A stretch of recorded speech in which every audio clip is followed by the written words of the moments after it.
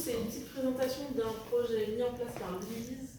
Là, ça a été réalisé par des étudiants de l'École des Ponts sur le modèle, on va dire, du point d'apport volontaire, donc pas du point d'apport volontaire d'urine, qui a été testé pour la première fois à la MAP à Châtillon, en Ile-de-France. Là, c'est un modèle un peu moins poussé, un peu moins joli partout, mais c'est un modèle qui a été fait plus rapidement, mais ça reste un objet intéressant. L'idée, c'était de disposer rapidement, simplement, de volume d'urine, sans attendre la mise en place d'urinoirs et de toilettes sans eau à l'échelle de l'école.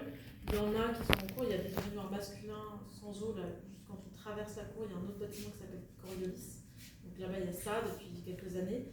Et il y a en cours, Louise est en train d'installer des mixtes et des féminins aussi, mais en attendant que ça se soit faisable, fini et qu'il y ait un gisement qui soit collecté, il y avait besoin d'avoir du gisement principalement pour Corentin, là, le local que vous avez vu juste avant, pour ses essais de congélation, il a besoin de volume. Et puis il y a aussi un partenariat en cours de finalisation là, avec une ferme à côté d'ici dans le 77. Voilà, pour des tests au sol. Et donc là, c'est un bidon, c'est une cuve de 200 litres qui a été mise en place. Pour l'instant, ça collecte l'urine principalement des salariés de CAPI, qui sont volontaires et qui amènent leur bidon. C'est plutôt de la collecte à la maison et chacun arrive avec son bidon pour le vider. Mais il y a aussi quelques collègues, sans les nommer, qui font pipi ici aux toilettes à eau. Mais sauf qu'au lieu d'utiliser la cuvette à eau, ils vont avec leur bidon et leur entonnoir pour collecter et puis ils le ramènent là après, quoi. Les élèves, alors là, ça va être ouvert aux autres salariés du LESU, du labo, puis aux autres salariés de l'École des Ponts. On va voir qui est motivé. Les élèves, c'est pas encore ouvert. Ce sera plutôt via le bâtiment Coriolis. Voilà. Ils le font déjà pour certains via les urinoirs masculins, mais bon. Ça reste quand même un petit volume parce que l'enjeu, c'est pas de se laisser déborder par et il y a quand même du monde qui passe ici. C'est un risque. Voilà. Et donc ça, ils ont tout fait en récup avec du matos qui était présent à l'École des Ponts, sauf la cuve qui a été achetée. Et donc c'est un modèle manuel, alors qu'à Châtillon, la pompe, elle est électrique. L'idée d'une pompe, il y a eu la question tout à l'heure, c'était que ça aille quand même assez vite. On pourrait vider un bidon, mais l'idée, c'est de ne pas avoir trop d'odeur, pas avoir de projection.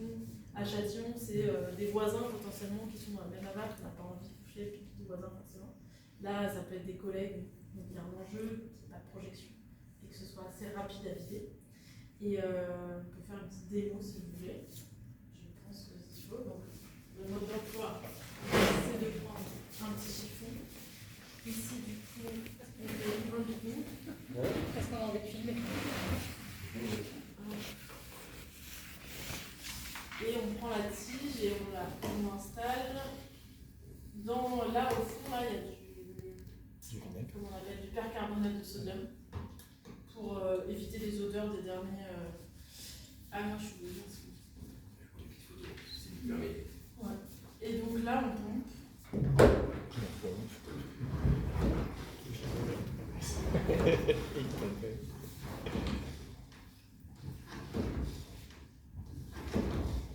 Je sais pas si je mets tout pour laisser pour les visites de demain. Sinon... Ah oui.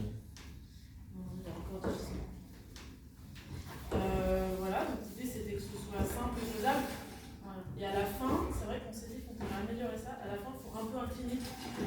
Ouais, tiens, il faudrait une petite. Il faudrait un petit peu incliner. On Ouais, va proposer ça à Louise. Alors, calme. Trop de gouttes. hop, la petite goutte. Et ça. Et donc après, on redonne un petit coup de pompe ici parce que parfois il en reste. Voilà. Là, c'est pas grave s'il en reste parce que. Où est la poubelle? Là. Voilà. C'est ça. Du coup, là, ça pose pas de problème qu'il en reste, c'est juste là, on attend qu'il en reste. Par contre, voilà. T'absorbes le perchlorate alors quand tu fais ça, non? Quoi? Ça absorbe le perchlorate quand tu fais ça, non? Oui, c'est ouais, bon retour. Tout à fait. J'aurais pas dû le faire avant.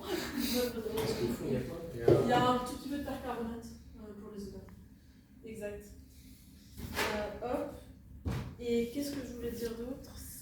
oui, ça c'est un évent simple cuve, c'est-à-dire que l'odeur ne peut pas ressortir de la cuve, par contre il y a d'air qui peut rentrer un petit peu pour oxygéner.